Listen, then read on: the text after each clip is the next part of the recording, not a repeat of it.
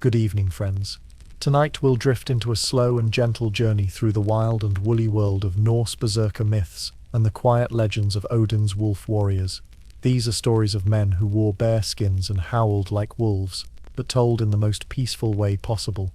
Dim your lights, settle under your blanket, let the noise of the day fade away, and if this calm journey through ancient warrior traditions helps you relax, feel free to tap like and subscribe, only if it feels right.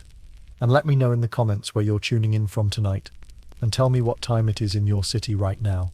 It's always fascinating to see who's joining us from around the world as we explore these old tales together. Now dim the lights, maybe turn on a fan for that soft background hum, and let's begin our journey into the surprisingly peaceful world of Norse berserkers. Picture yourself walking through a thick Scandinavian forest on a cold morning, about 1,000 years ago. The pine needles crunch softly under your feet, and your breath makes little white clouds in the air. Somewhere in the distance, you hear a sound that makes you stop walking. It's not quite a howl, and it's not quite a human voice. It's something in between. You've just heard your first berserker. Now, when most people think of berserkers, they imagine wild, crazy warriors charging into battle with foam on their lips and fire in their eyes. And while that's not entirely wrong, the real story of berserkers is much more interesting, and much quieter than you might expect.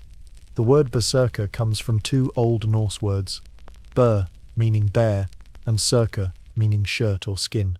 So, a berserker was literally someone who wore a bear shirt, but they weren't just wearing any old bear skin they found lying around. These were special warriors, chosen by Odin himself, who had a very particular relationship with the animal world. Let's imagine we're sitting by a fire in a Viking longhouse on a winter evening. The wind is howling outside, but inside it's warm and cozy. An old storyteller is sharing tales of Odin's special warriors, and everyone is listening quietly, mending clothes or carving wood while they hear about these legendary fighters. The storyteller explains that berserkers weren't born, they were made. A young man didn't just decide one day to become a berserker the way you might decide to become a baker or a farmer.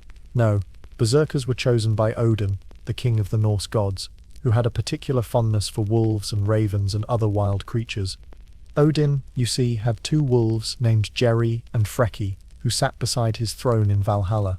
He also had two ravens, Hugin and Munin, who flew around the world every day and came back to tell him everything they had seen.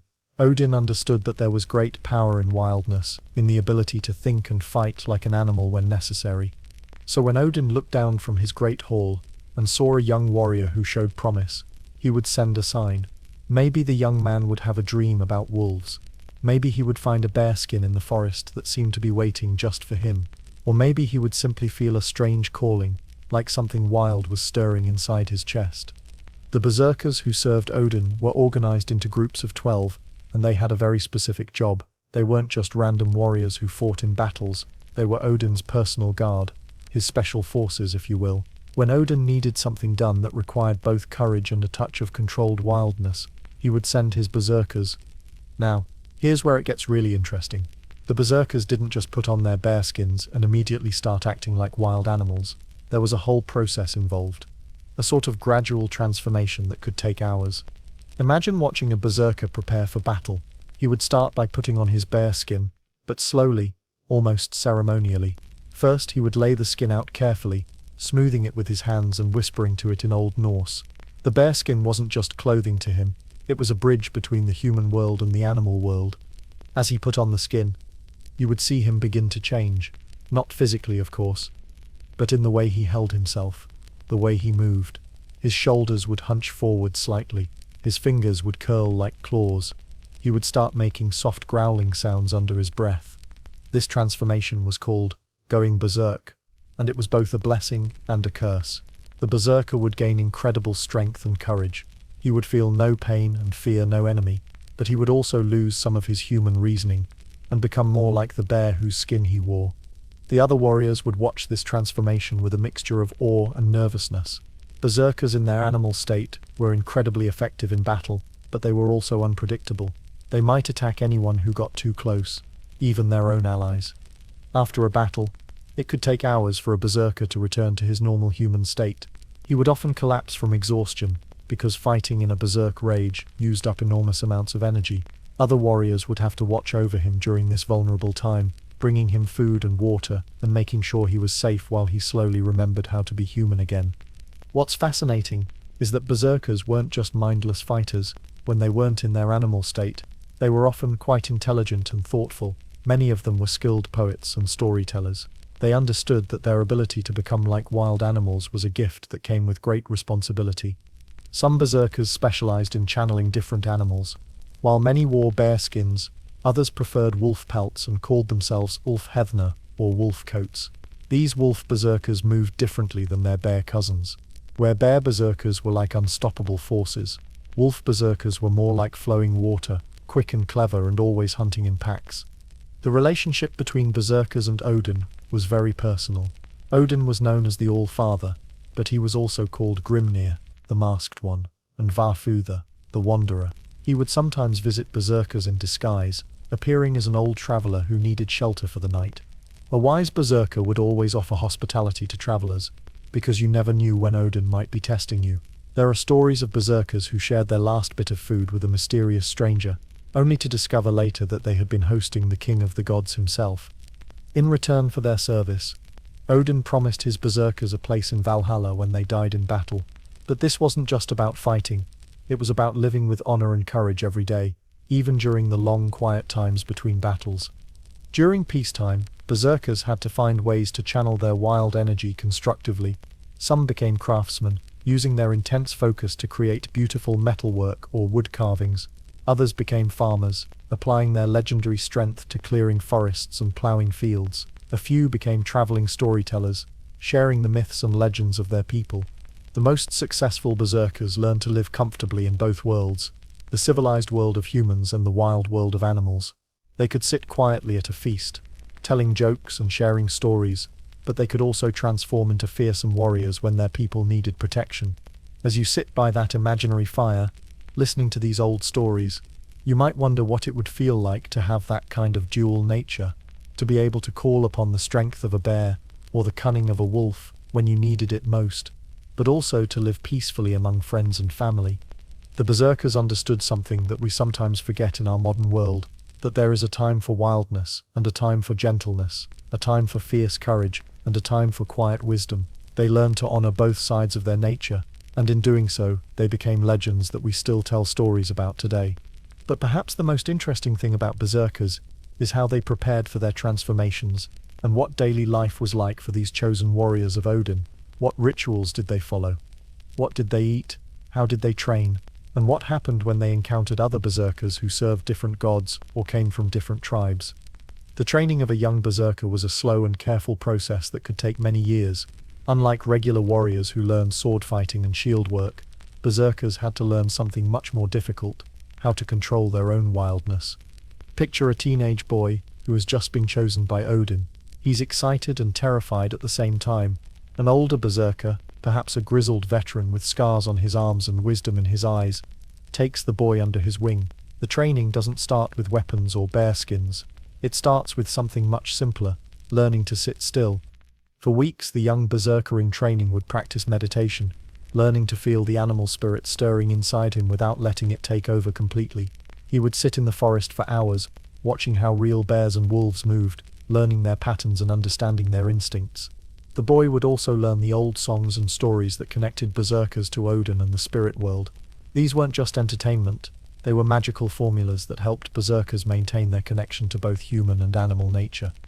Only after months of this mental training would the young berserker be allowed to touch his first animal skin, and even then he would start slowly, perhaps wearing just a wolf pelt around his shoulders for a few minutes each day, learning to feel how it changed his thoughts and emotions. The relationship between berserkers and their animal skins was sacred and personal. A berserker would often hunt the animal himself, not out of anger or sport, but with deep respect and ceremony. He would thank the bear or wolf for its sacrifice and promise to honor its spirit by using its power wisely. Some berserkers would keep their animal skins for decades, and the skins would become more powerful with age and use. Others would eventually pass their skins on to younger berserkers when they felt ready to retire from active service. Now, as you drift off towards sleep, you might wonder, what dreams did berserkers have? Did they dream as humans, or did they dream the dreams of bears and wolves?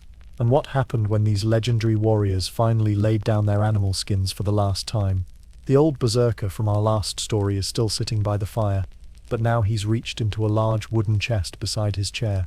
Very carefully, almost reverently, he pulls out what looks like an ordinary fur cloak. But as the firelight catches it, you can see that this is no ordinary piece of clothing. This is a genuine berserker's bearskin, and it practically hums with old magic and ancient stories. The berserker spreads the skin across his lap, running his weathered hands over the thick brown fur. "This belonged to my grandfather," he says quietly, "and his grandfather before him. But before it belonged to any of us, it belonged to a bear named Bjorn the Mighty, who lived in the deep forests north of here." You lean forward, curious about this bear with a human name. How does a bear get a name like that? And more importantly, how does a bear's skin end up becoming a sacred garment for Odin's warriors? The old berserker chuckles at your unspoken questions. "Ah, you want to know about Bjorn? Well, that's a story worth telling on a quiet night like this." He settles back in his chair and begins to explain how berserkers found their bear skins and why not just any bear would do. You see, berserkers didn't simply go out and hunt the first bear they came across. The relationship between a berserker and his bearskin was sacred, almost like a marriage, and it had to be formed in the right way. First, a young berserker would spend months in the deep forest, living simply and quietly, learning the ways of the bears. He would watch them from a respectful distance, noting how they moved, how they communicated with each other, how they found food and chose their sleeping places. During this time, the berserker would often have dreams about bears. Sometimes a particular bear would appear in his dreams repeatedly, almost as if it were calling to him. This was considered a sign from Odin that a sacred partnership was meant to be formed. Now here's the interesting part. The berserker wouldn't immediately go out and hunt this dream bear. Instead, he would try to find the actual bear in the real world and begin a sort of courtship ritual that could last for months. Picture this young warrior, sitting motionless at the edge of a clearing day after day, waiting for his dream bear to appear. When the bear finally showed up, and they almost always did, the berserker wouldn't make any threatening moves. Instead, he would simply sit and let the bear get used to his presence. Over time, the bear would begin to acknowledge the human. Maybe it would sniff in his direction, or make eye contact, or even approach close enough to investigate this strange, still creature who smelled like smoke and iron but showed no fear. The relationship that developed was unlike anything we might imagine today. The berserker and the bear would sometimes share the same space peacefully, almost like two different species who had agreed to be neighbors. The berserker would leave offerings of food for the bear, honey, fish, berries, and the bear would sometimes leave tokens in return, like interesting stones or unusually shaped pieces of wood. This peaceful coexistence would continue until the bear grew old or became sick. Bears, like humans, don't live forever. And when a berserker's special bear was nearing the end of its natural life, both the human and the animal seemed to understand what needed to happen next. The actual moment when the berserker would take the bear's life was solemn and ceremonial. There was no violence or anger involved. Instead, it was more like helping an old friend pass peacefully from one world to the next. The berserker would sing ancient songs that were said to help the bear's spirit travel safely to the realm of the gods. After the bear died, the berserker would spend days preparing the skin, but not in the way you might expect. This wasn't just about removing the fur and treating it so it wouldn't rot. It was about preserving the bear's spiritual essence along with its physical form. The process involved special herbs and oils that were blessed by the tribal shamans. The berserker would work slowly and meditatively, often talking to the bearskin as if the bear were still alive inside it. In a way, the berserkers believed this was true, that the bear's spirit remained connected to its skin and would lend its strength to the human warrior who wore it. When the bearskin was finally ready to wear, it was a magnificent thing to see. These weren't rough, hastily prepared pelts. They were works of art, soft and supple, with the fur still thick and lustrous. The claws were often left attached, and sometimes the berserker would add decorative elements like bronze clasps or runic inscriptions. But the most important thing about a berserker's bearskin wasn't how it looked, it was how it felt to wear it. Berserkers described putting on their bearskins as like being embraced by an old friend. The skin was warm and comforting, but it also carried a sense of power and wildness that could transform the wearer's entire sense of himself. Different bearskins had different personalities, just like the bears they had come from. Some skins made their wearers feel calm and methodical, like the steady, thoughtful bears who had worn them first. Others carried the energy of more aggressive bears and would fill their wearers with fierce courage. The most prized bearskins came from bears who had lived very long lives and had shown particular wisdom or strength. There are stories of berserkers who traveled for months to find the descendants of legendary bears, hoping to form partnerships with animals who carried the bloodlines of ancient and powerful spirits.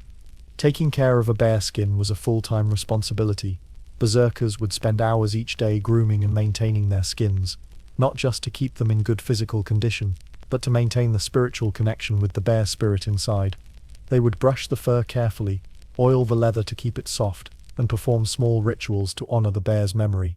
Some berserkers would tell their bearskins about their daily activities, almost like talking to a pet or a close friend. During battles, the bearskin would transform the berserker's entire fighting style. Instead of relying on speed and agility like other warriors, berserkers in their bearskins would become like living fortresses, slow but incredibly powerful, able to absorb enormous amounts of damage while dealing devastating blows to their enemies. The psychological effect on enemies was just as important as the physical protection. Imagine being a regular Viking warrior and seeing a group of berserkers approaching in their full bearskins. They would look like something from a nightmare, part human, part animal, moving with the deliberate power of creatures who felt no fear and knew no mercy. But after the battle was over, the berserkers would carefully remove their bearskins and return to being ordinary humans. They would clean any blood from the fur, check for damage, and perform small ceremonies to thank the bear spirits for their help and protection. Some berserkers would even apologize to their bearskins if they felt they had acted too violently or had lost control during the battle. They understood that wearing a bear's skin was a privilege that came with responsibilities, and they tried always to honor the memory of the noble animals who had given their lives to serve Odin's cause. As the old berserker finishes his story and carefully folds the ancient bearskin back into its chest, you find yourself wondering about the dreams these warriors must have had. When they slept wrapped in their bearskins, did they dream bear dreams? Did they run through midnight forests on 4 legs, or catch salmon in icy streams with their powerful jaws? And what happened to all those bear spirits when their skins grew too old to use? Did they finally travel to whatever paradise awaits the souls of noble animals, or do they still wander the northern forests, looking for new berserkers to befriend? If these gentle stories about ancient warriors are helping you unwind from your day, consider subscribing to join our community of peaceful history lovers. We gather here regularly to explore the quieter side of legendary tales. Tilda, the wind whispers through ancient pines.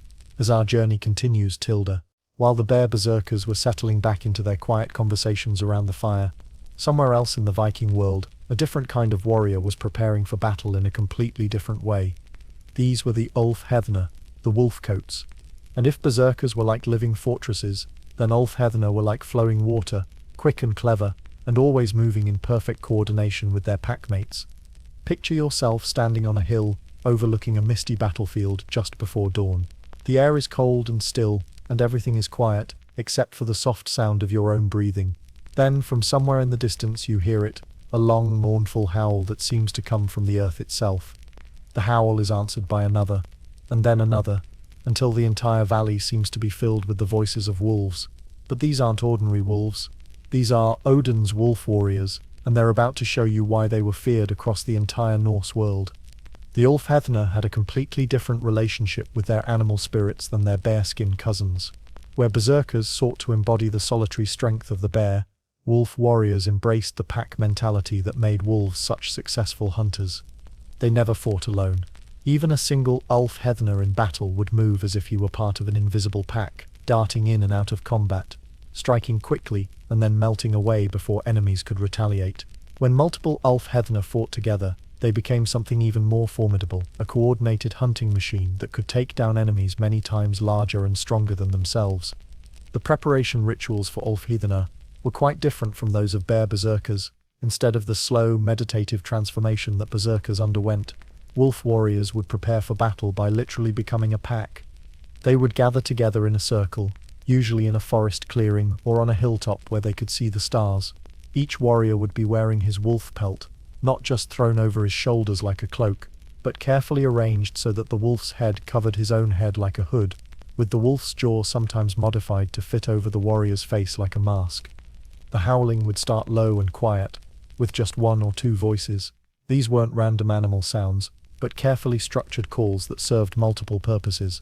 First, they helped the warriors synchronize their breathing and heart rates, creating the kind of physical harmony that wolves in a real pack naturally share.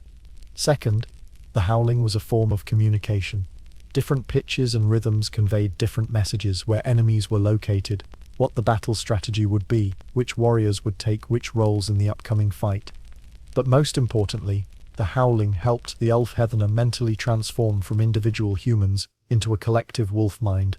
As their voices rose and fell together, weaving in and out of harmony, the warriors would begin to think less like separate people and more like parts of a single unified creature. This transformation was both beautiful and terrifying to witness. As the howling continued, the Ulfhethner would begin to move differently. They would drop to a crouch, letting their hands touch the ground like front paws. Their heads would tilt and turn in unison, as if they were all listening to the same distant sound. Sometimes the howling ritual would continue for hours, building in intensity until it reached a crescendo that could be heard for miles. Enemy armies would listen to these sounds from their own camps and feel their courage drain away. There's something primal about the sound of wolves howling that speaks to the deepest, oldest parts of the human brain, the parts that remember when our ancestors were prey animals hiding in caves. When the Ulfhethner finally charged into battle, they moved like a force of nature. Unlike Berserkers, who would attack in straight lines with overwhelming force, wolf warriors would flow around obstacles, strike from unexpected angles, and always work together. One Ulfhethner might engage an enemy warrior directly, keeping his attention focused forward, while two others would circle around behind and strike from the sides. Or they might create a complex pattern of attacks and retreats, wearing down their enemies through confusion and exhaustion rather than brute strength. The coordination required for this kind of fighting was incredible. Ulfhethner had to be able to communicate with each other instantaneously, often without words or even visible signals. They developed a form of battlefield telepathy that seemed almost supernatural to outsiders.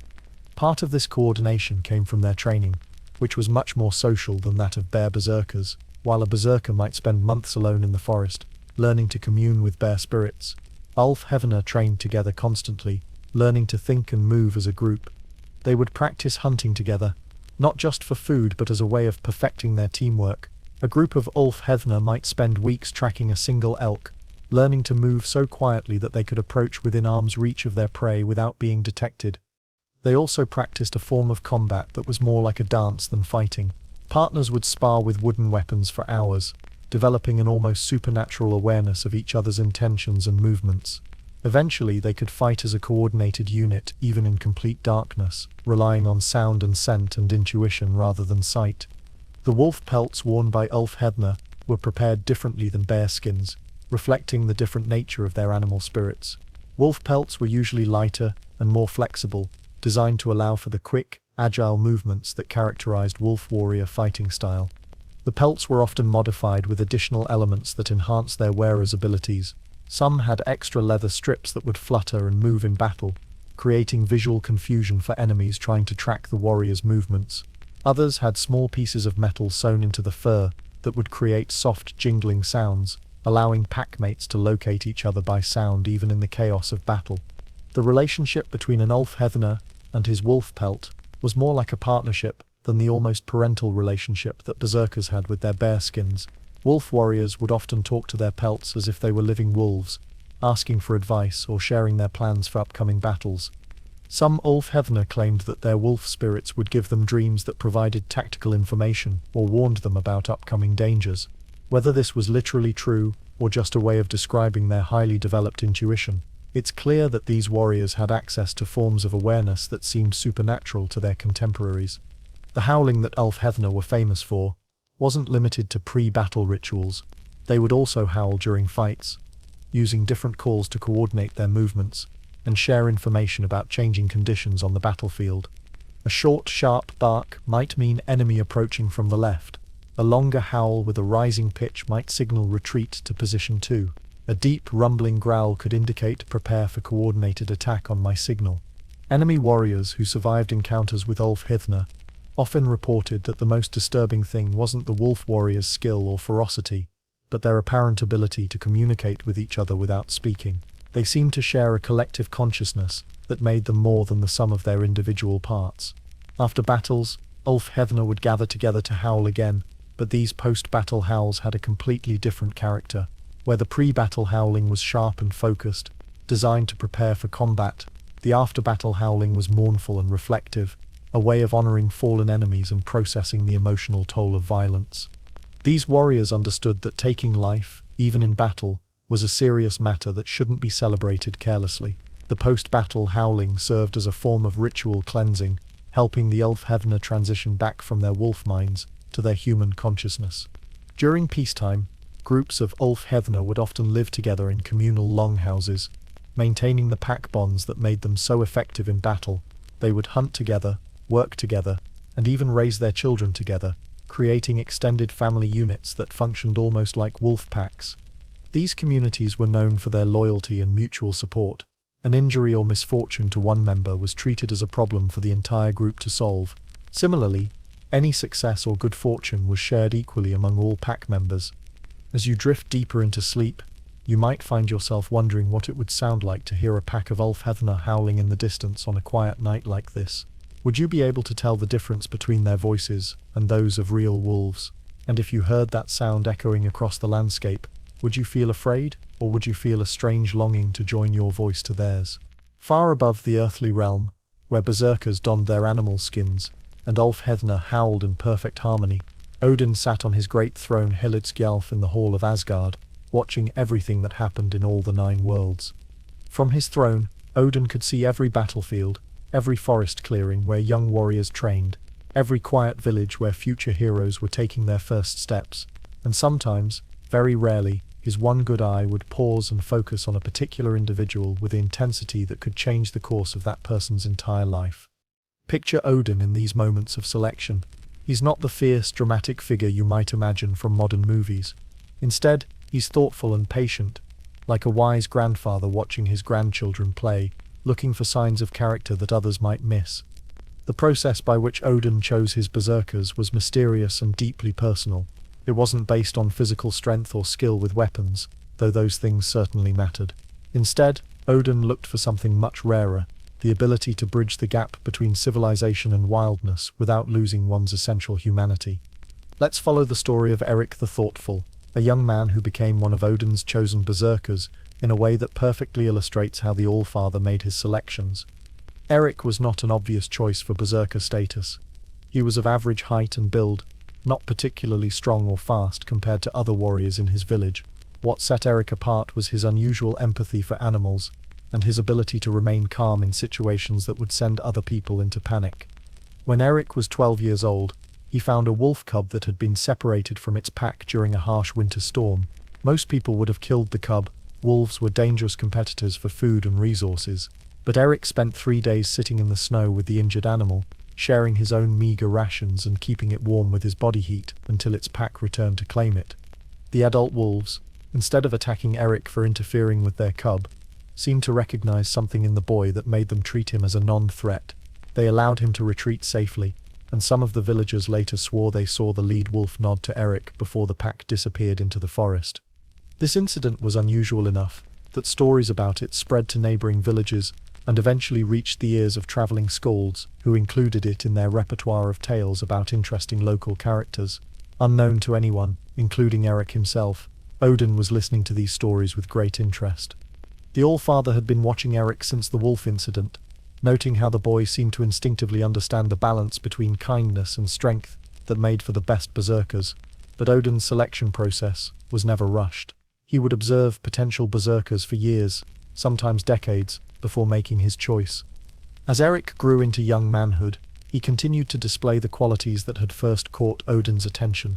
He became known in his community as someone who could calm frightened animals, mediate disputes between neighbors, and remain level-headed in crisis situations. When a plague of rats threatened the village's grain stores, Eric spent weeks studying the rats' behavior patterns instead of simply trying to kill them all. He eventually figured out that the rats were being driven into the village by a forest fire many miles away, and he organized an effort to create alternative food sources for them in the wild, solving the problem without violence. When raiders attacked his village, Eric fought bravely alongside the other defenders, but what impressed witnesses most was his ability to protect non-combatants while still engaging effectively in battle. He seemed to have a supernatural awareness of everything happening around him, allowing him to fight multiple enemies while simultaneously shepherding children and elderly villagers to safety. It was after this battle that Odin finally decided Eric was ready to receive his gift of fury, but even then, the The Allfather's approach was subtle and gradual, designed to test Eric's character one final time. The selection began with dreams. Eric started having vivid nighttime visions of wolves and bears, but also of ravens and eagles and other creatures associated with Odin. In these dreams, he wasn't fighting the animals or being attacked by them. Instead, he was having conversations with them, discussing philosophy and strategy and the nature of courage. The dream animals would ask Eric difficult questions. If you had the strength of a bear, how would you use it? If you could move with the speed and cunning of a wolf, what would you hunt? If you knew that accepting great power meant you might someday lose control of it, would you still want that power? Eric's answers in these dreams were always thoughtful and humble. He never expressed a desire for power for its own sake, but he did acknowledge that he would welcome the ability to better protect his community and serve the greater good. After several months of these dream conversations, Eric began to encounter signs and omens in his waking life. He would find perfect animal tracks in places where no animals should have been able to walk. Ravens would perch near him during his daily activities, watching him with unnaturally intelligent eyes. He would sometimes hear distant howling or growling that seemed to come from no identifiable source. Other people in the village began to notice these strange occurrences around Eric, and some of the older residents who remembered the old stories started to whisper that he might be receiving attention from Odin himself. The climax of Eric's selection came during a solo hunting trip in the deep forest. He had been tracking a deer for several days, not because he particularly needed the meat, but because he enjoyed the meditative quality of moving quietly through the wilderness and matching wits with a clever animal. On the third day of his hunt, Eric found himself in a part of the forest he had never seen before. Even though he thought he knew every tree and stream for miles around his village, the light seemed different here, cleaner and more golden than normal sunlight. The air smelled of pine and snow and something else, something wild and electric that made the hair on his arms stand up. In the center of a small clearing, Eric found an enormous bearskin laid out on the ground as if it were waiting for him.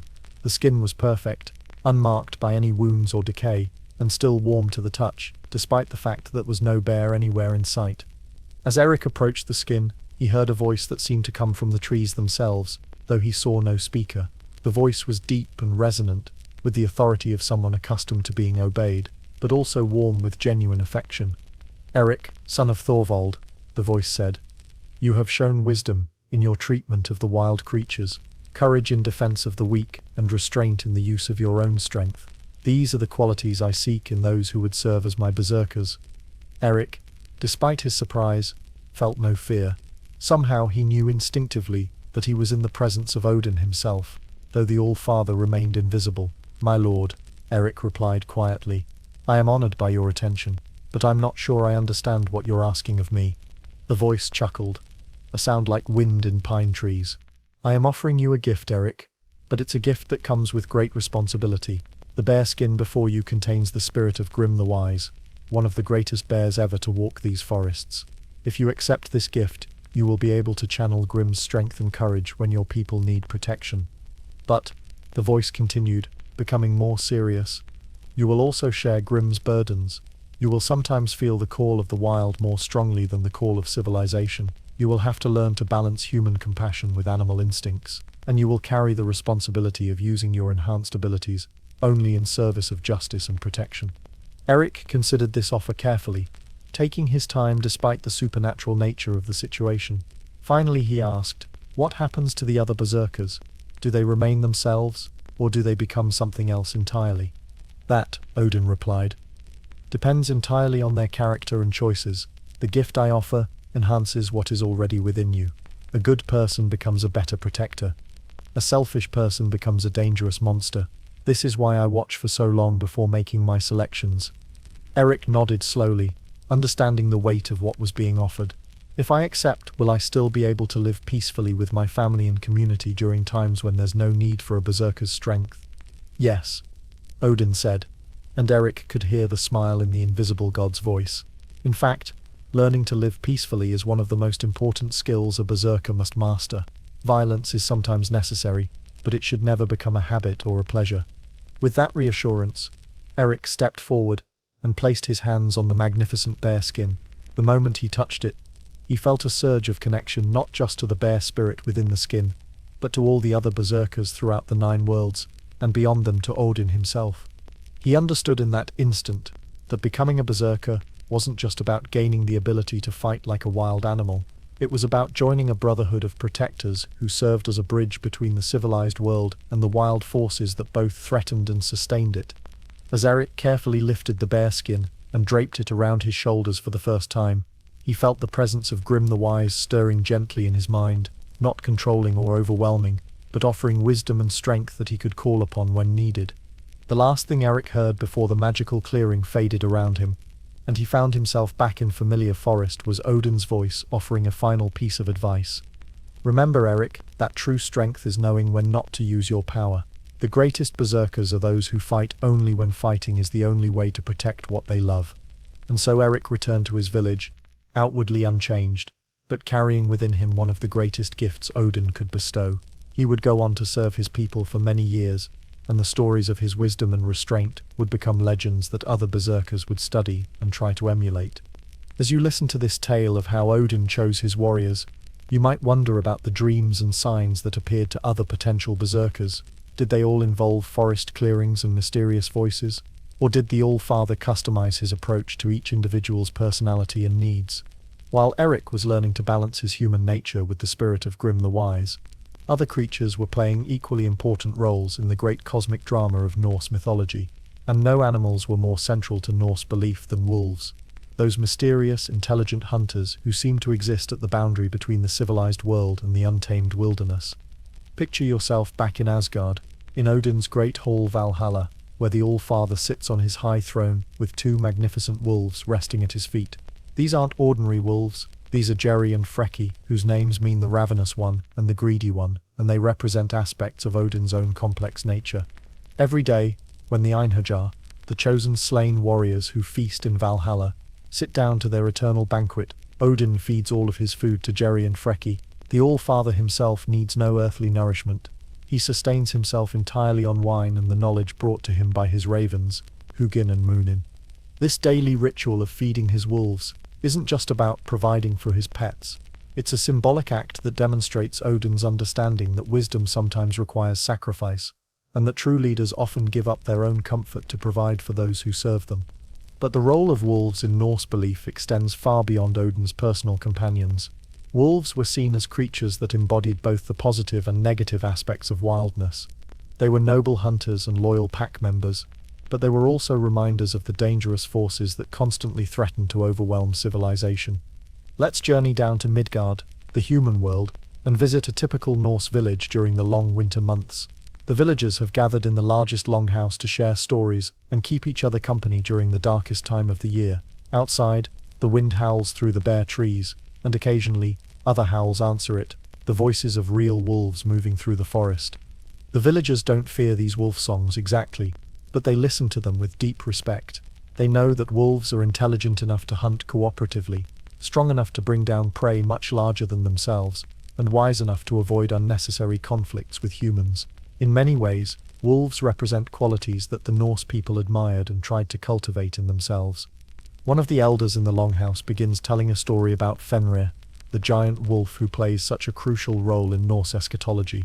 But this isn't the dramatic version of Fenrir's story that focuses on his eventual role in Ragnarok. Instead, it's a quieter tale about the wolf's early life in Asgard, and what his relationship with the gods reveals about the nature of trust and betrayal.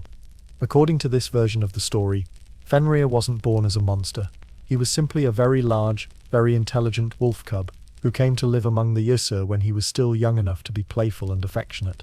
The god Tyr in particular became fond of the young wolf, and would spend hours each day playing with him and teaching him various games and tricks. Fenrir was remarkably smart. Even by wolf standards, he learned to understand human speech, though he couldn't speak it himself, and he showed a sophisticated understanding of social relationships among the gods. He was particularly good at sensing when someone was sad or troubled, and would offer comfort in the way that wolves do, by simply lying down beside the person and sharing his warm presence. The problems began when Fenrir started growing at an alarming rate. Norse wolves were already larger than the wolves we know today, but Fenrir quickly grew beyond any normal size. More concerning was the fact that his intelligence seemed to be growing along with his body, and some of the gods began to worry about what would happen when this incredibly smart, incredibly large wolf reached full maturity. The tragedy of Fenrir's story isn't really about his size or strength. It's about the breakdown of trust between him and the gods who had raised him. As fear began to overcome affection, the gods started treating Fenrir differently, and the wolf, with his keen emotional intelligence, sensed the change immediately. The decision to bind Fenrir was made out of fear, rather than any actual wrongdoing on the wolf's part. The gods convinced themselves that they were preventing a future catastrophe, but from Fenrir's perspective, they were punishing him for crimes he had never committed, and might never have committed, if they had continued to treat him with love and respect. This story resonated deeply with Norse audiences, because it reflected their understanding that wolves, like humans, were shaped by their experiences and relationships. A wolf that was treated with respect and kindness would generally respond in kind, while a wolf that was mistreated or betrayed might indeed become dangerous. The Ulfhednar understood this principle better than anyone. Their ability to channel wolf spirits came not from dominating or controlling wolves, but from forming genuine partnerships based on mutual respect and understanding. Consider the story of Ulf Ironhand, one of the most famous Ulfhednar of his generation.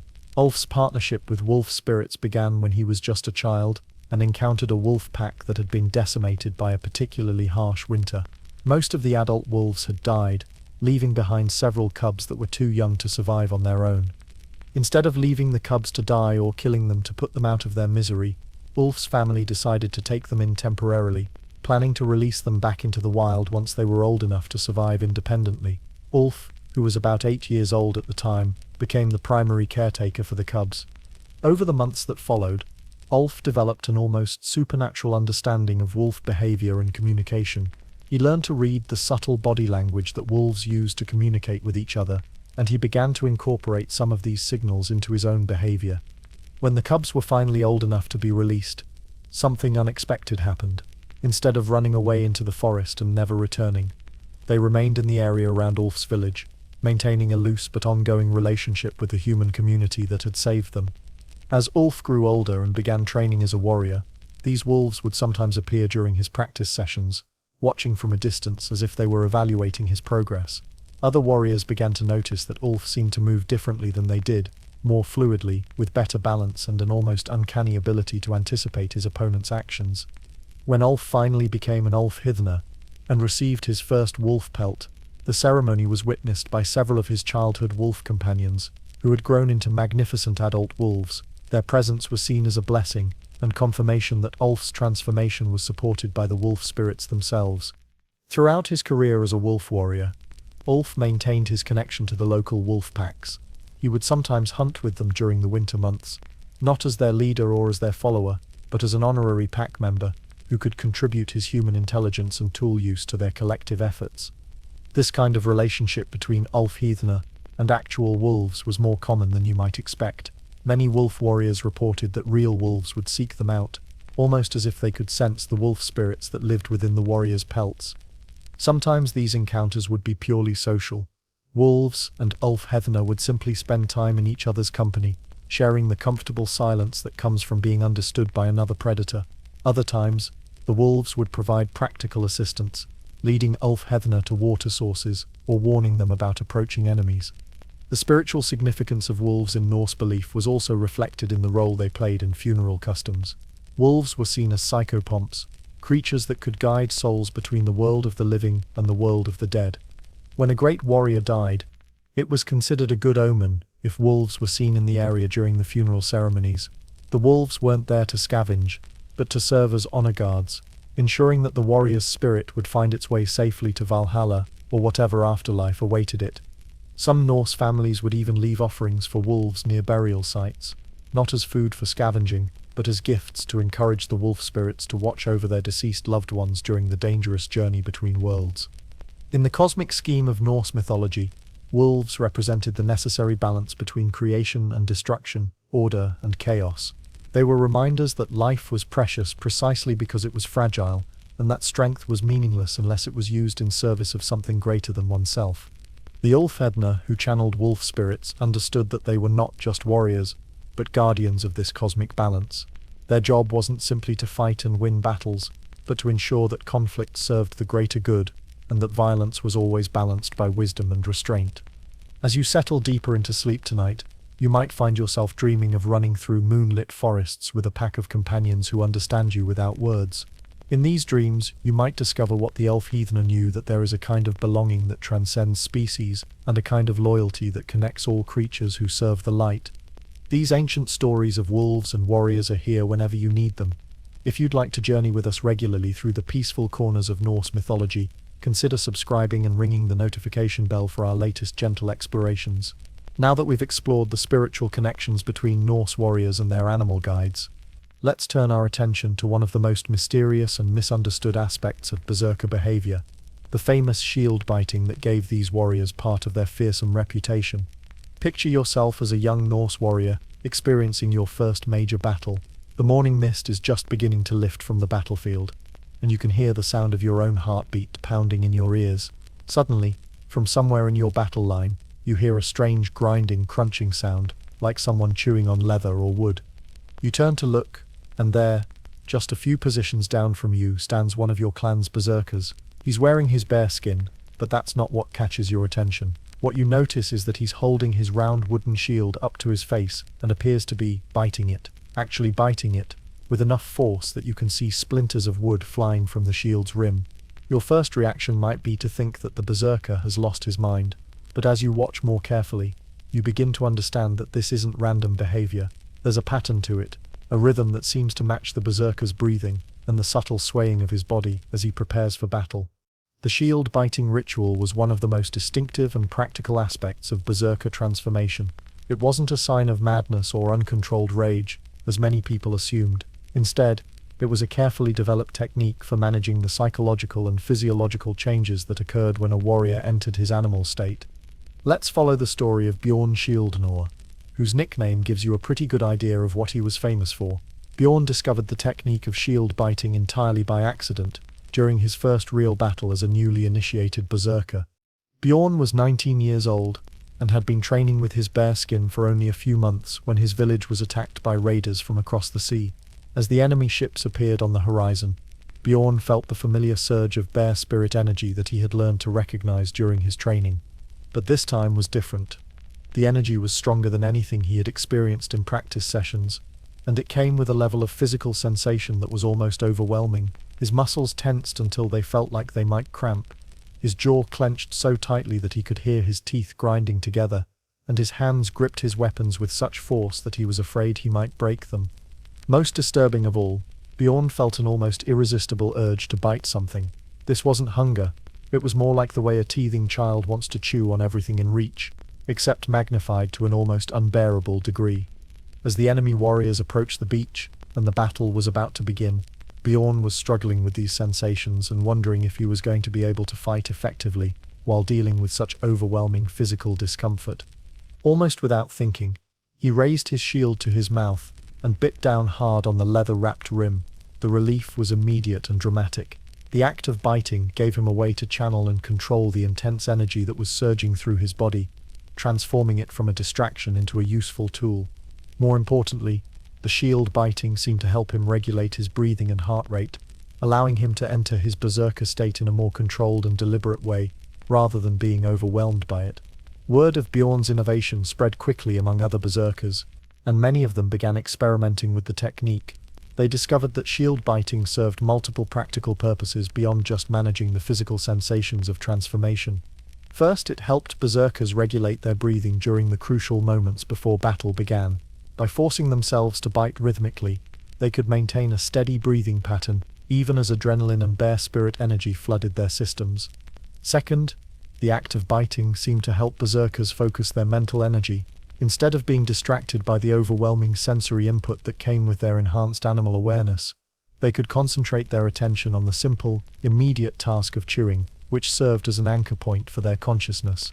Third, shield biting had an important psychological effect on enemies. The sight of warriors literally gnawing on their own equipment was deeply unsettling to opponents who didn't understand the practical reasons behind the behavior. It made berserkers appear even more wild and unpredictable than they actually were. But perhaps most importantly, shield biting helped berserkers maintain some connection to their human identity, even as they channeled animal spirits. The shield was a piece of human technology, crafted by human hands for human purposes. By biting it, berserkers were literally keeping themselves grounded in their human nature, even as they accessed their animal powers. Different berserkers developed different biting styles that reflected their personalities and the specific animal spirits they channeled. Some, like Bjorn, would bite steadily and rhythmically, almost like meditation. Others would take quick, sharp bites that seemed to punctuate their thoughts and help them make tactical decisions. Bear berserkers tended to bite more heavily and deliberately, reflecting the patient, powerful nature of their animal spirits. Wolf berserkers, on the other hand, often developed quicker, more aggressive biting patterns that matched the fast-paced tactical thinking that characterized pack hunting. The shields themselves were often modified to accommodate this practice. Many berserker shields had reinforced rims with extra layers of leather or even thin strips of metal that could withstand repeated biting without being damaged. Some berserkers would carve special grooves or indentations in their shield rims to create more comfortable biting surfaces. Over time, a berserker's shield would become marked and scarred by years of biting, and these marks were considered badges of honor. An experienced berserker could look at another warrior's shield and get a sense of his experience level, fighting style, and even his personality based on the pattern of bite marks around the rim. Young berserkers would sometimes try to fake these battle scars by deliberately damaging their shields, but experienced warriors could always tell the difference between authentic battle biting marks and artificial ones. Real bite marks had a particular pattern and depth that could only be created by years of genuine combat use. The shield biting ritual also served as a form of communication among berserkers. Different biting rhythms could convey different messages to other berserkers who were familiar with the code. A rapid series of sharp bites might indicate enemy approaching from the left, while a slow, deep gnawing pattern could mean hold position and wait for my signal. This communication system was particularly useful during the chaos of battle, when shouting orders might not be possible or effective. Berserkers could coordinate their actions by listening to each other's biting patterns, creating a form of percussion-based battlefield communication that was both practical and nearly impossible for enemies to decode. Some berserkers became so skilled at shield-biting communication that they could carry on complex tactical discussions without saying a word.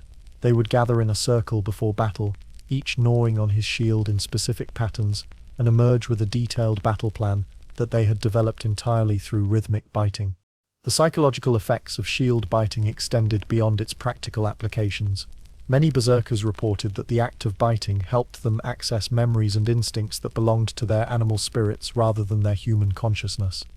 A berserker might bite his shield and suddenly remember, or seem to remember, what it felt like to catch a salmon in a rushing stream, or to track a deer through a winter forest, or to defend cubs from a rival predator.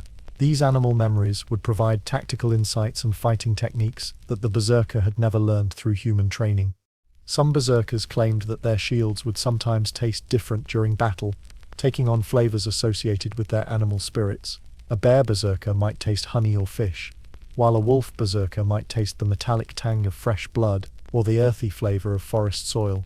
Whether these taste experiences were literally real or simply psychological, they served an important function in helping berserkers feel more connected to their animal guides and more confident in their enhanced abilities. The practice of shield biting also had important social implications within berserker communities. Young warriors who were learning to manage their animal transformations would be taught proper biting technique by their elders, creating mentoring relationships that extended far beyond combat training. An experienced berserker might spend months working with a novice, teaching him not just when and how to bite his shield, but how to interpret the different sensations and impulses that came with the practice.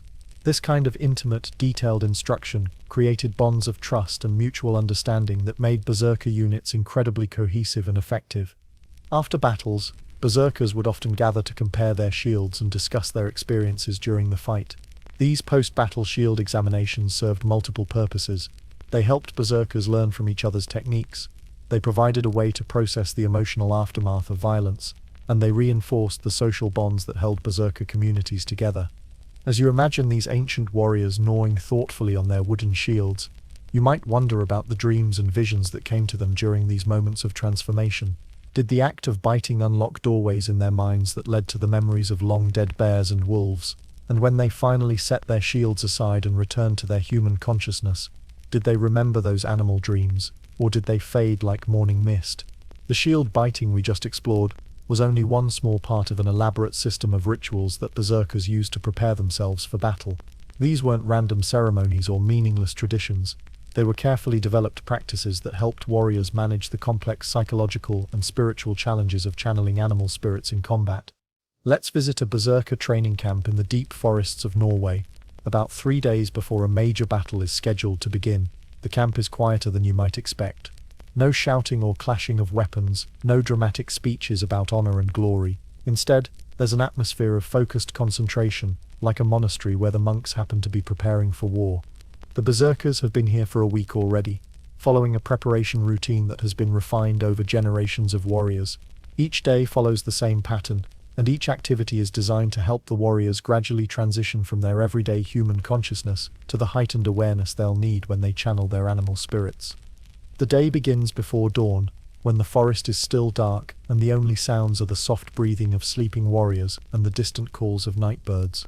One by one, the berserkers wake up naturally, not because anyone has called them, but because their internal rhythms have been adjusted through days of practice to match the cycles of the animals whose spirits they'll be channeling.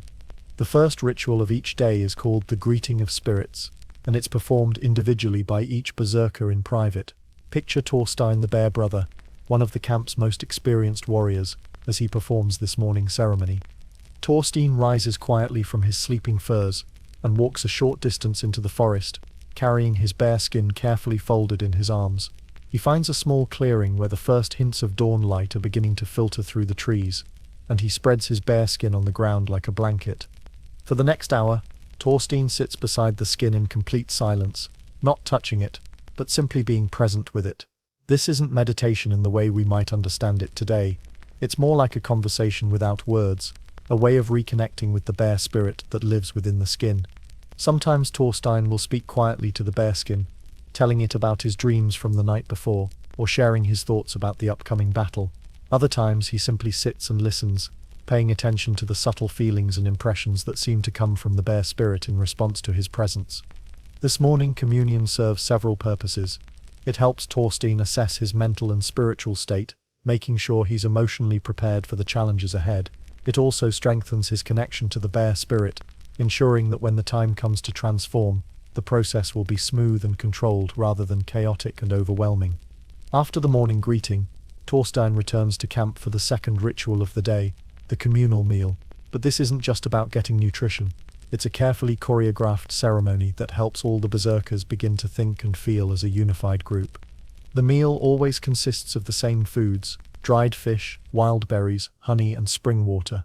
These aren't chosen for their taste or nutritional value, but because they're foods that the berserkers' animal spirits would naturally eat in the wild. By consuming these foods together, the warriors begin to align their physical bodies with their spiritual animal guides. The berserkers eat slowly and in complete silence, paying careful attention to the taste, texture, and smell of each bite. This mindful eating practice helps them develop the kind of heightened sensory awareness they'll need when they're fighting in their animal states. After the meal comes the most physically demanding part of the daily routine, the animal movement exercises. This is where berserkers practice moving like their spirit animals, gradually training their human bodies to accommodate non-human patterns of motion. Bear berserkers like Thorstein practice a series of movements that mimic how bears walk, run, climb, and fight. They spend hours each day moving on all fours, learning to distribute their weight differently and to use their arms and shoulders in ways that humans don't normally use them. Wolf berserkers practice different movements that emphasize speed, agility, and coordination. They work on running in perfect synchronization with each other, developing the kind of pack awareness that allows real wolves to hunt together so effectively. These movement exercises are more difficult than they might sound. Learning to move like an animal while maintaining human intelligence and tactical awareness requires a kind of physical and mental flexibility that takes years to develop fully. The berserkers also practice transitional movements, the specific gestures and postures they'll use when putting on their animal skins and beginning their transformations. These movements have been refined over generations to help warriors shift smoothly from human to animal consciousness without losing control or becoming disoriented. In the afternoon, the berserkers engage in what might be called spiritual warfare exercises. These are practice battles fought while the warriors are wearing their animal skins and channeling their spirit guides, but conducted in a carefully controlled environment where no one gets seriously hurt. These practice sessions serve multiple purposes. They help berserkers learn to fight effectively while in their animal states. They provide opportunities to practice the communication and coordination techniques they'll need in real battles.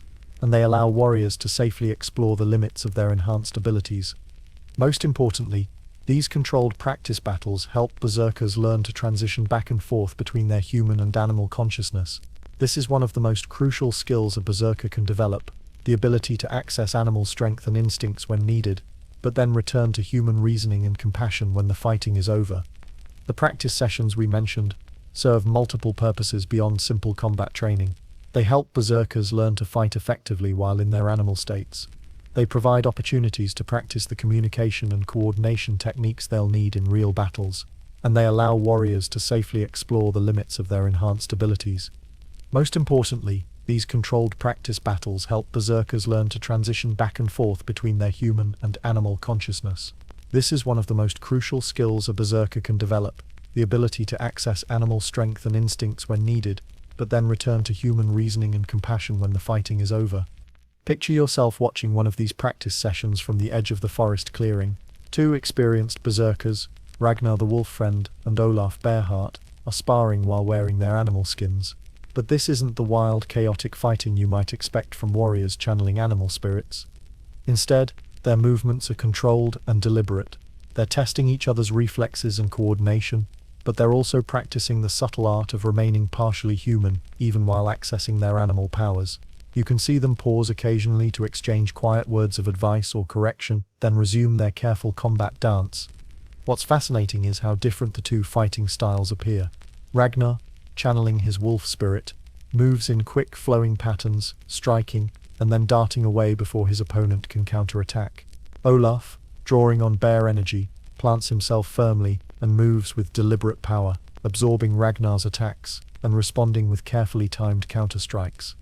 Yet both warriors maintain enough human consciousness to follow safety rules, respond to verbal commands from their instructors, and help each other when the exercise is complete. This balance between animal instinct and human wisdom is the heart of what made berserkers so effective and so different from simple warriors who fought in uncontrolled rage. The evening rituals in the berserker camp are perhaps even more important than the morning and afternoon activities. As darkness falls and the forest around the camp comes alive with the sounds of nocturnal animals, the berserkers gather around a carefully constructed fire for what they call the sharing of dreams. This isn't just casual conversation around a campfire. It's a structured ceremony where each warrior shares the dreams, visions, and spiritual experiences he's had since the preparation period began. These dreams are considered crucial sources of tactical and spiritual information, and they're discussed and analyzed with the same seriousness that modern military units might give to intelligence reports. Tonight, young Eric, the same Eric whose selection by Odin we heard about earlier, shares a dream that has been recurring for several nights. In the dream, he sees the upcoming battle from the perspective of a raven flying high above the battlefield. He can see the movements of both armies, the terrain features that will influence the fighting, and even some of the individual enemy warriors who will pose the greatest threats. The other berserkers listen to Eric's dream account with careful attention, asking detailed questions about specific elements. How many enemy ships did the raven see? What weapons were the enemy warriors carrying? Were there any unusual banners or insignia that might identify specific clans or military units? What's remarkable is that when the actual battle takes place several days later, many of the details from Eric's dream prove to be accurate. The enemy does approach from the direction his dream raven observed. They do carry the weapons he described, and the terrain features he saw do play important roles in how the battle unfolds. Whether Eric's dream was truly prophetic, or simply the result of his subconscious mind processing subtle clues and information he had absorbed during his waking hours, it demonstrates the sophisticated way that berserkers integrated spiritual practices with practical military preparation. Other berserkers share different types of dreams and visions. Some report conversations with their animal spirits, receiving advice about fighting techniques or warnings about specific dangers. Others describe visits from deceased berserkers who fought in previous battles, offering guidance based on their experience in the afterlife. One particularly interesting category of berserker dreams involves encounters with Odin himself. The Allfather is said to visit his chosen warriors in their sleep, sometimes appearing in his familiar guise as a one-eyed wanderer, other times manifesting as a wolf or raven, or other creature associated with his divine nature. These dream visits from Odin aren't usually dramatic or filled with thunder and lightning effects. Instead, they tend to be quiet, intimate conversations where the god offers subtle guidance or simply reassures his warriors that they're following the right path. Berserkers who receive these dream visits often wake up feeling calmer and more confident, with a deeper sense of connection to their divine patron. The final ritual of each day in the preparation camp is called the return to silence. After all the discussions and dream sharing are complete, the Berserkers spend an hour sitting in complete quiet, each warrior alone with his thoughts and his animal spirit. This isn't sleep, it's a form of meditative rest that allows the Berserkers to process everything they've experienced during the day and to strengthen their spiritual connections before sleep. Many Berserkers report that their most important insights and revelations come during these periods of structured silence. During the return to silence, you might see a Berserker gently stroking his animal skin, or sitting with his hand resting on his weapon, or simply staring into the dying embers of the fire with an expression of deep concentration. They're not thinking about tactics or strategy during these moments. They're opening themselves to whatever wisdom their animal spirits and divine patrons might want to share. The cumulative effect of all these daily rituals is profound. By the time the Berserkers are ready to leave their forest camp and march to battle, they've been transformed from individual warriors into something much more powerful, a coordinated spiritual and military unit that combines human intelligence with animal instincts and divine guidance.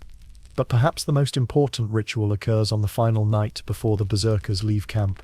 This is called the Ceremony of Commitment, and it's where each warrior makes a formal pledge not just to fight bravely but to remain true to the principles that separate Berserkers from common raiders or mercenaries.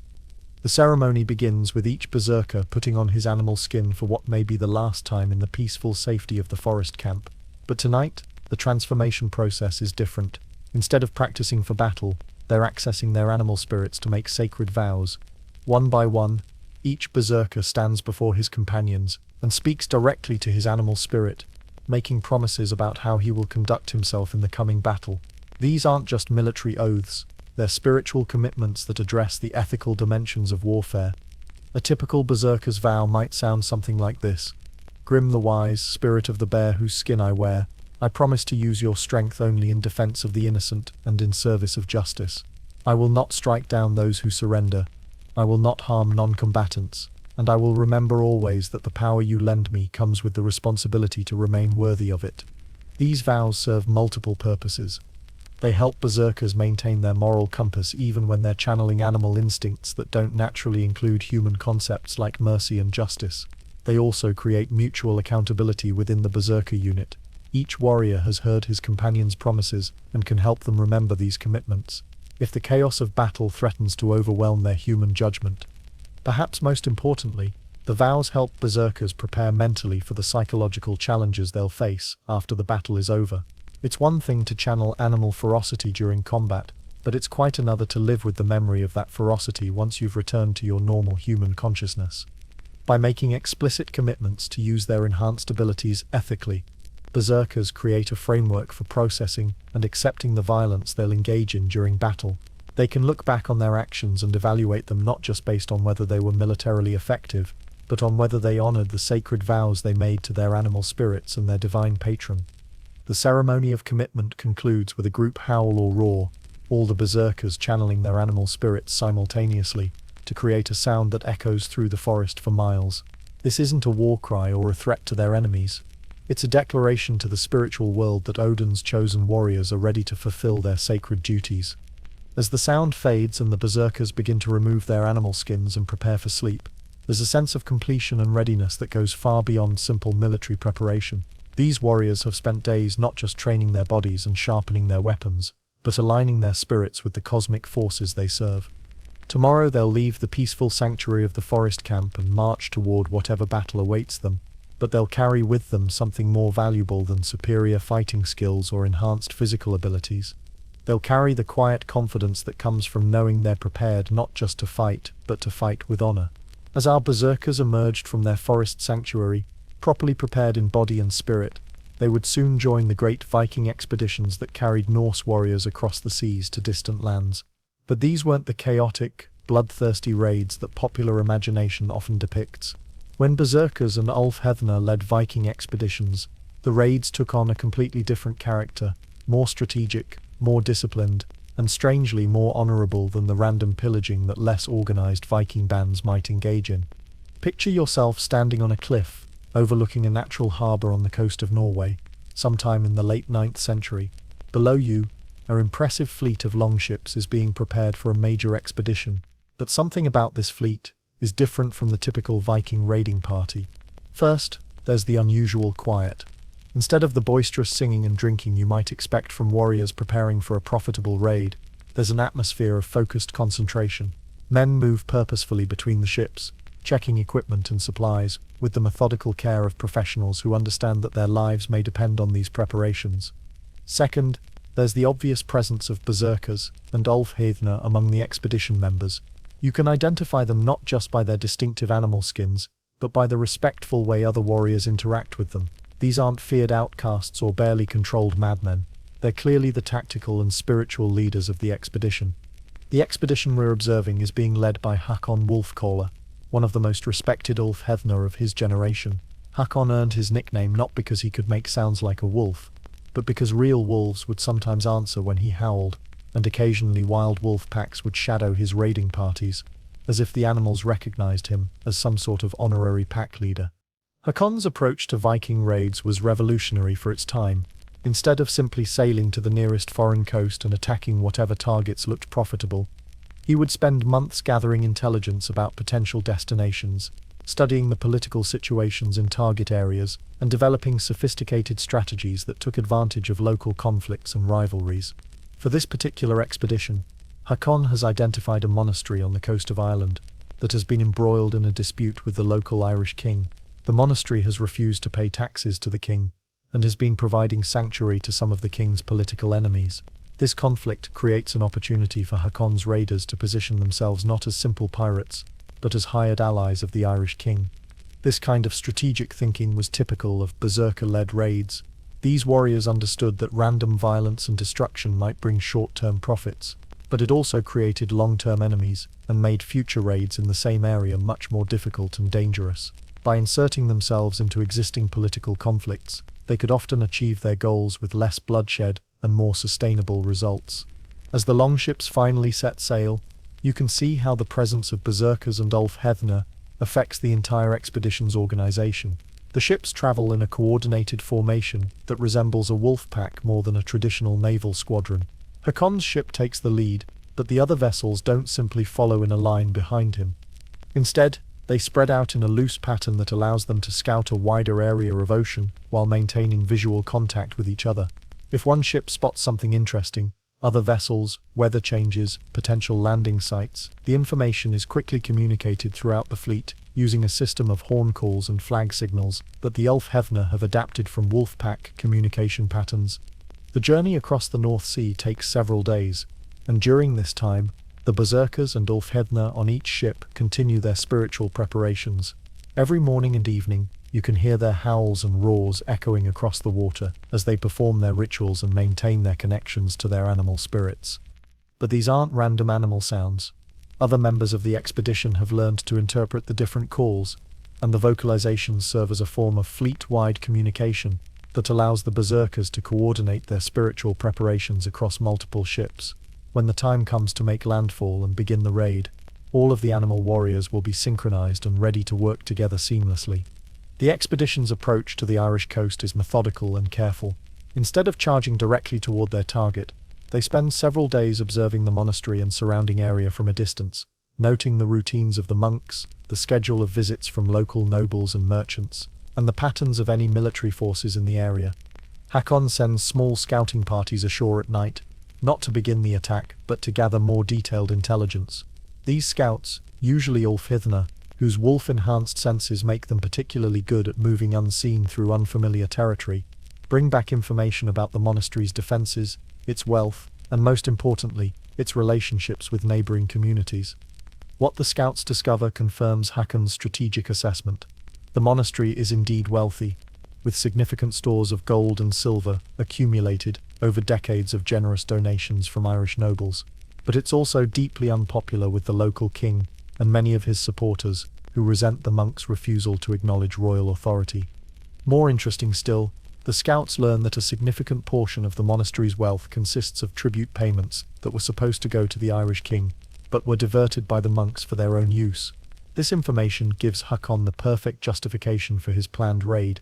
He can position his warriors not as foreign invaders, but as agents of justice recovering stolen property on behalf of the legitimate Irish ruler.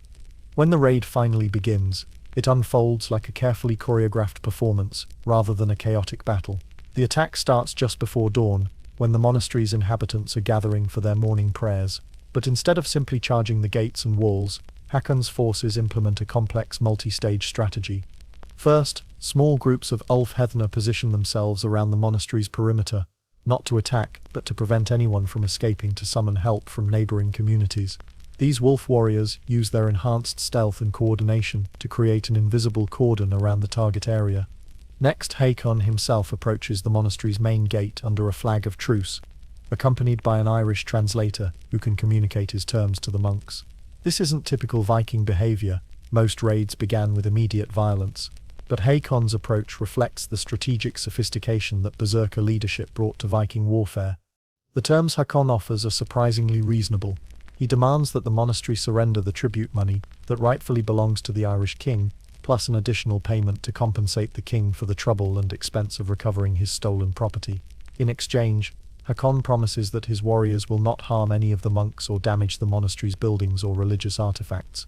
The monks, faced with a choice between negotiated surrender and violent conquest, choose to cooperate. They turn over the demanded treasure, and even provide additional supplies and provisions for Hakon's fleet. The entire raid is completed, without a single casualty on either side. But the expedition isn't finished yet. True to his promise to act as the Irish king's agent, Hakon takes a portion of the recovered treasure and presents it to the king, along with a detailed account of how it was recovered from the rebellious monastery. This diplomatic gesture transforms Hakon's raiding party from foreign invaders into valuable allies. The Irish king, impressed by Hakon's professionalism and effectiveness, offers him additional contracts to deal with other troublesome nobles and institutions in his kingdom. What started as a single raid becomes the beginning of a long-term relationship that provides Hakon's warriors with steady employment, and the Irish king with effective way to enforce his authority. This pattern was repeated throughout the Viking world, wherever Berserkers and Ulfhethner took leadership roles in raiding expeditions.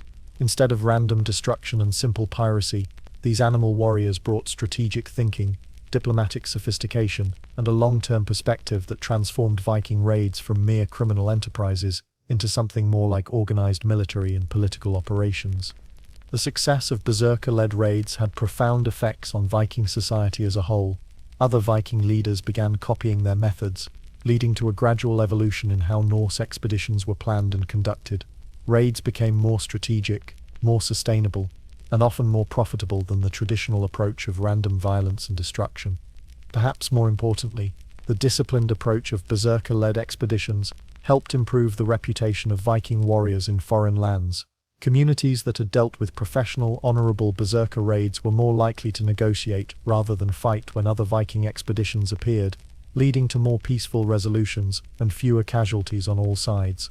The Berserkers and Ulfhethner also established trading relationships and diplomatic connections that outlasted individual raids. Hakon Wolfcaller, for example, maintained his relationship with the Irish king for more than a decade, providing military services in exchange for trading privileges and safe passage for Norse merchants. These long-term relationships created networks of mutual benefit that extended far beyond the simple taking of treasure. Norse communities gained access to foreign markets and exotic goods, while foreign rulers gained access to highly skilled military specialists who could help them solve problems that their own forces couldn't handle effectively. As Hakon's fleet finally returns to Norway, loaded with treasure and carrying diplomatic agreements that will benefit their home communities for years to come, you can see how different this expedition has been from the stereotypical Viking raid. Violence was minimal, casualties were avoided, and the results will create lasting benefits for everyone involved. The Berserkers and Ulfhethner who made this success possible don't celebrate with wild parties or boastful stories. Instead, they perform quiet rituals of gratitude to their animal spirits and to Odin, acknowledging that their enhanced abilities came with the responsibility to use them wisely and honorably. As you watch these remarkable warriors preparing to return to their normal lives as farmers, craftsmen, and community leaders, you might wonder how their experiences during the raid will influence their dreams and their ongoing relationships with their animal spirits, and what new expeditions might they plan now that they've proven that wisdom and restraint can be more profitable than simple brutality. The successful raids, led by warriors like Hakon Wolfcaller, created legends that spread throughout the Norse world. But these stories took on lives of their own as they passed from one storyteller to another. In the great halls where skalds recited the epic sagas, berserkers became figures of both admiration and deep primal fear that went far beyond their actual military capabilities.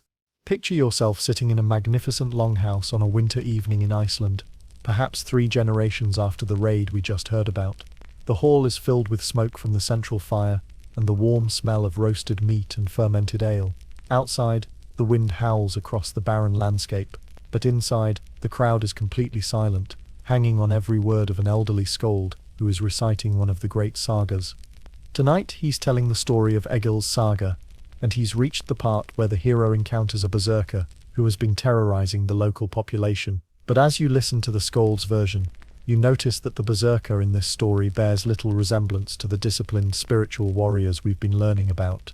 In the saga, the berserker is described as a monstrous figure who foams at the mouth, bites his shield until splinters fly like snow, and charges into battle with such ferocity that even experienced warriors flee in terror before him. He's not just strong, he's supernaturally powerful, able to cut through iron armor with his bare hands and shrug off wounds that would kill ordinary men. More disturbing still, the saga's berserker seems to enjoy violence for its own sake. He doesn't fight to protect his community or serve his lord. He fights because he's addicted to the rush of battle and the fear he sees in his enemy's eyes. He's less a warrior than a monster wearing human form. But here's what's fascinating. As you listen more carefully to the skald's recitation, you begin to notice details that suggest the real berserker behind this story was probably much more like the thoughtful, disciplined warriors we've been following. The saga mentions almost in passing that the berserker always fights alone, never harms non-combatants, and always offers his enemies a chance to surrender before attacking. These details don't fit with the image of a mindless killing machine that dominates the story. Instead, they suggest a warrior who followed the ethical codes that real berserkers learned during their spiritual training. But over the generations of retelling, these subtle details have been overshadowed by increasingly dramatic descriptions of the berserker's frightening appearance and supernatural abilities. This transformation of berserkers from historical warriors into mythological monsters reflects something important about how fear works in human storytelling. The actual berserkers were certainly formidable opponents. Their animal spirit channeling did give them enhanced strength, endurance, and pain tolerance that could seem supernatural to those who didn't understand the spiritual techniques involved. But the real source of fear wasn't their physical abilities, it was their psychological impact on enemies who had never encountered warriors who could seamlessly blend human intelligence with animal instincts. Imagine being a conventional warrior, trained to fight other humans according to predictable patterns, and suddenly facing an opponent who moved like a wolf but thought like a man. Your standard tactics and techniques, developed through years of fighting human opponents, would suddenly become ineffective. The berserker would anticipate your moves not through human reasoning, but through animal intuition. He would strike from angles you didn't expect, with timing that felt supernatural, and with a level of commitment that seemed to indicate he felt no fear of death. This psychological disruption was often more decisive than any physical advantages the berserkers possessed. Enemies would become so unsettled by fighting opponents who didn't behave according to normal human patterns that they would make mistakes, lose confidence, and sometimes flee even when they outnumbered the berserkers significantly. The sagas preserved and amplified these psychological effects by transforming them into supernatural abilities. A berserker's animal-enhanced reflexes became magical speed. His spiritual training that allowed him to ignore pain became invulnerability to weapons. His ability to remain calm and focused during battle became immunity to fear. Over time, as the actual spiritual and training techniques used by berserkers were forgotten or became secret knowledge, the enhanced abilities of these warriors became harder to explain rationally. Storytellers filled the gaps with increasingly fantastic explanations that turned historical berserkers into mythological creatures. Consider the saga of King Hrolf's champions, which tells the story of 12 berserkers who serve as the king's elite bodyguard. In the saga, these warriors are described as being able to change into actual bears and wolves, not just channel the spirits of these animals. They can see in complete darkness, track enemies by scent across great distances, and heal from wounds that would be fatal to normal humans. Yet if you read the saga carefully, looking past the supernatural embellishments, you can see hints of the real training and techniques that historical berserkers used. The saga mentions that the 12 champions spend long periods in isolation, performing mysterious rituals that prepare them for battle. They communicate with each other using subtle signals that other people can't interpret. They're experts at moving silently through forests and wilderness areas. Most tellingly, the saga emphasizes that the Berserkers are completely loyal to their king and follow a strict moral code that governs how they use their abilities. They're not wild animals or uncontrolled monsters. They're disciplined warriors who happen to possess enhanced capabilities. The fear that Berserkers inspired in the sagas wasn't just about their individual fighting abilities, it was also about what they represented, the breakdown of the normal boundaries between civilization and wildness, between human and animal, between the natural and supernatural worlds. In Norse society, as in most ancient cultures, these boundaries were considered essential for maintaining social order and psychological stability. People were human, animals were animals, and the two categories were supposed to remain separate and distinct. Berserkers violated this fundamental assumption by successfully combining human and animal characteristics. This boundary violation was both fascinating and terrifying to Norse audiences. On one hand, Berserkers represented the possibility of transcending normal human limitations and accessing forms of power and awareness that were normally forbidden. On the other hand, they raised disturbing questions about what it truly meant to be human and whether the boundaries between civilization and wildness were as secure as people wanted to believe. The saga authors dealt with this psychological tension by making Berserkers both admirable and frightening. They were often portrayed as loyal servants of good kings and protectors of innocent people, but they were also described in terms that emphasized their dangerous, unpredictable nature. In many sagas, Berserkers serve as tests or challenges that heroes must overcome to prove their worthiness. The hero doesn't just have to defeat the Berserker in combat, he has to do so while maintaining his own humanity and moral principles. These stories suggest that the real danger Berserkers represented wasn't their physical strength, but the temptation they offered to abandon civilized behavior in favor of animal violence. The Volsung saga includes one of the most psychologically complex portrayals of Berserkers in all of Norse literature. The Berserkers in this story are members of a royal family who have been cursed to spend part of each day in wolf form. They're not monsters, but they're also not entirely human, and their struggle to maintain their humanity while dealing with their wolf nature becomes a central theme of the saga. What makes this portrayal particularly interesting is that the Berserkers in the Volsung saga are shown as being more moral and honorable than many of the fully human characters.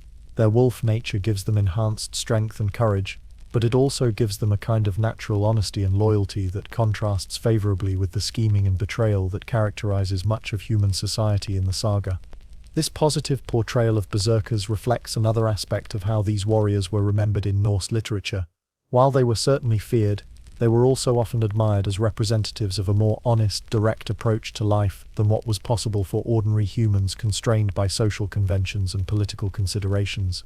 The Berserkers in the sagas don't lie, they don't break their word, and they don't engage in the complex social maneuvering that occupies so much of other characters' time and energy. They live according to simpler, more straightforward principles that mirror the natural honesty of the animals whose spirits they channel. As the evening grows later, and the skald's voice begins to grow hoarse from hours of recitation, you find yourself thinking about the gap between the historical Berserkers we've been learning about and the mythological figures in the sagas. Both versions reveal important truths about Norse culture and values, but they're truths of different kinds. The historical Berserkers show us how Norse society actually worked, how spiritual practices, military training, and social organization combined to create remarkably effective warrior units. The saga Berserkers show us how Norse people thought about the boundaries between human and animal, civilization and wilderness, natural and supernatural. Both versions of Berserkers were real in their own ways, and both contributed to the complex legacy that these remarkable warriors left behind. As you listen to the wind howling outside the longhouse, you might wonder which version of the Berserker story will survive longest, and what future generations will make of these tales of warriors who walked the boundary between human and animal worlds. As our journey through the world of Norse Berserkers draws to a close, we come to the deepest and most mysterious aspect of their tradition, the spiritual connection between wolves, Odin, and the magical practices that transformed ordinary warriors into legendary figures who still capture our imagination today. Picture yourself climbing a steep mountain path in Norway, far above the tree line, where the air is thin and cold, and the only sounds are your own breathing and the whisper of wind across ancient stone. You're making your way toward a small, weathered shrine that has stood on this mountaintop for centuries, a place where Berserkers would come to commune directly with Odin and receive the deepest mysteries of their calling. The shrine is simple, just a circle of standing stones surrounding a flat rock that serves as an altar, but there's something about this place that feels different from the mundane world below. The light seems cleaner here, the silence more profound, and you have the strange sensation that you're being watched by invisible presences that inhabit the boundary between the physical and spiritual worlds. This is where we need to go to understand the true connection between wolves, Odin, and the battle magic that made Berserkers more than just skilled warriors. Because at its heart, the Berserker tradition wasn't really about fighting at all.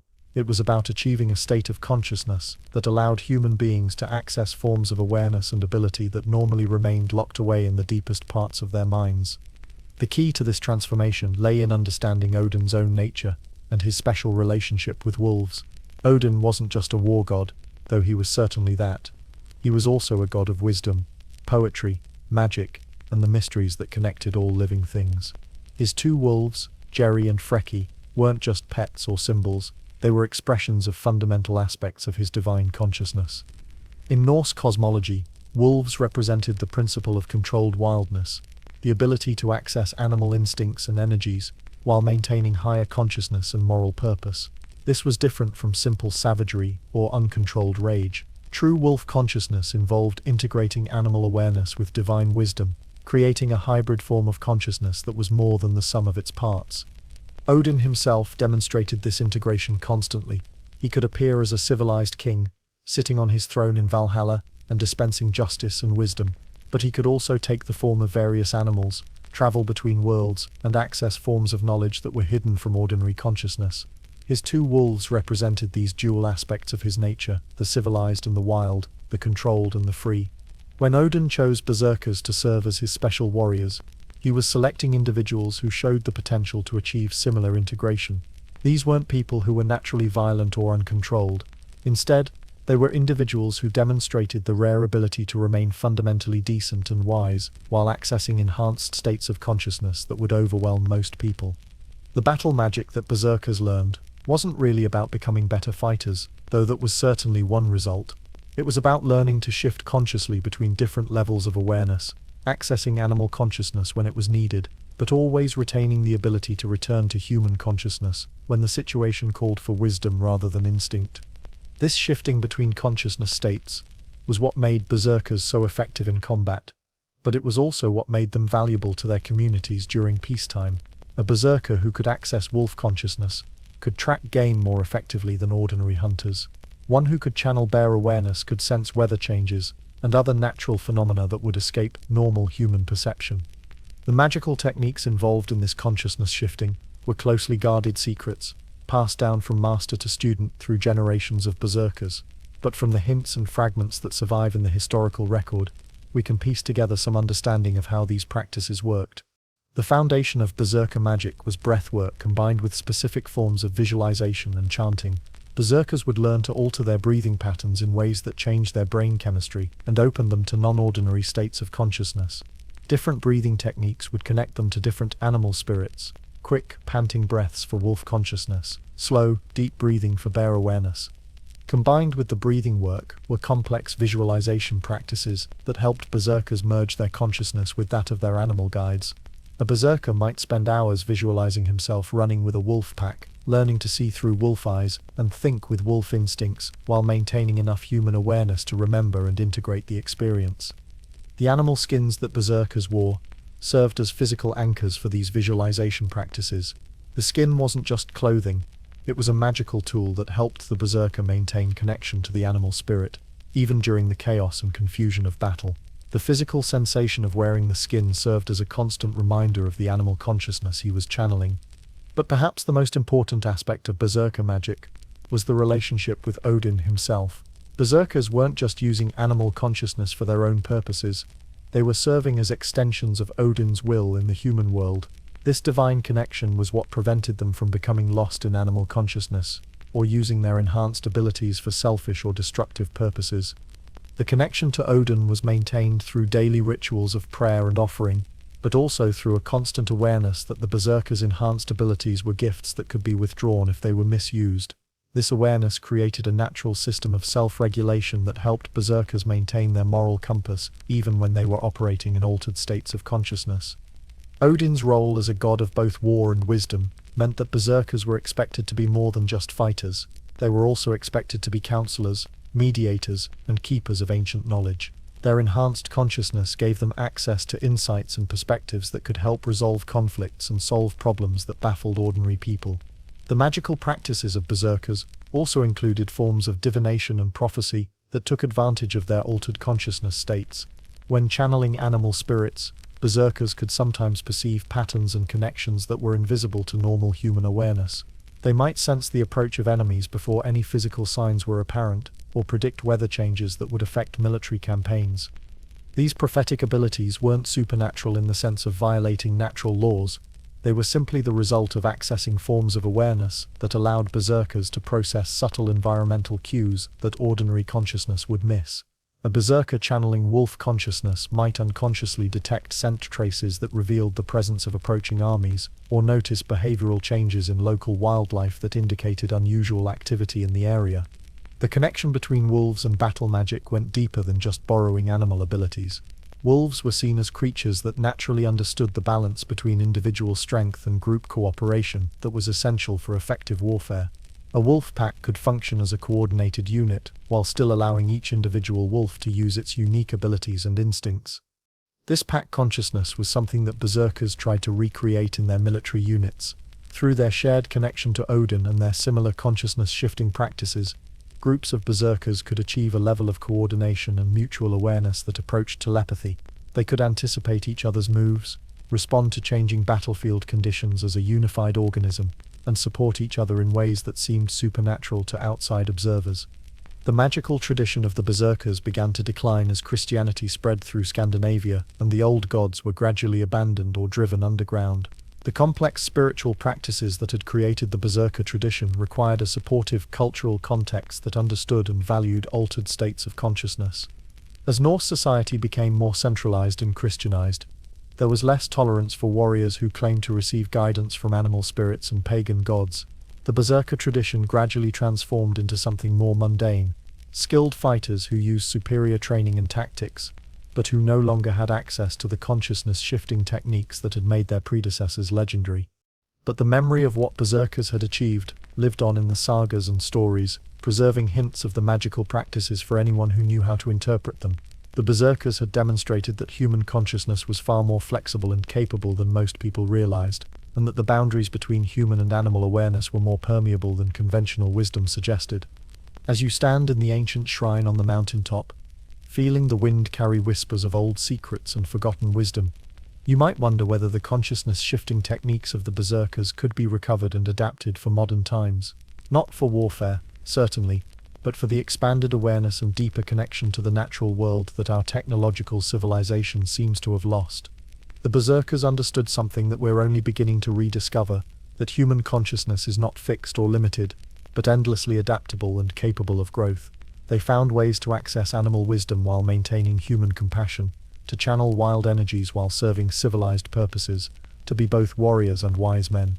Their legacy reminds us that the boundaries we draw between different forms of consciousness, between human and animal, between natural and supernatural, may be more flexible than we assume. In learning to cross those boundaries skillfully and ethically, the berserkers achieved something that was truly magical, not in the sense of violating natural laws, but in the sense of realizing possibilities that most people never imagine.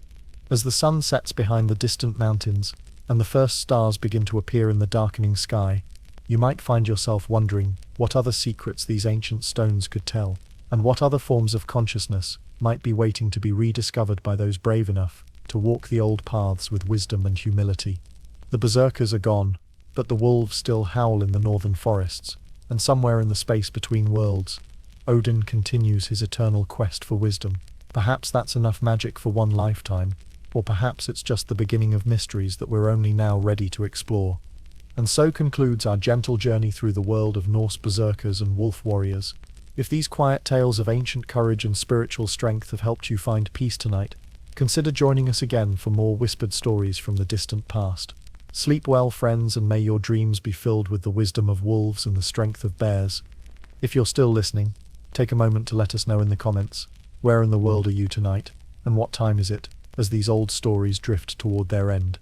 We love knowing that these ancient warriors are still finding new audiences across the globe. helping people find rest and wonder in our modern world. Until next time, may your sleep be deep and your dreams be filled with the quiet courage of those who walked between worlds.